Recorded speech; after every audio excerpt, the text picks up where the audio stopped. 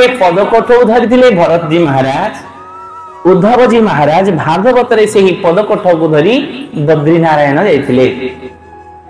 कहवार उद्देश्य जदि एही भागवत रे सर्वसिद्धि होय ताहा हेले आ अन्य कौन शास्त्र को बा काहे जीवा, अन्य पंथा को बा काहे जीवा। जदि भागवत रे सर्वसिद्धि हुई भगवान प्राप्ति हुए, भगवान सेवा को प्राप्ति हुए, भगवान सुख को अनुभव करने क्षमता मिले, ताहरी भागवत को धरिबा।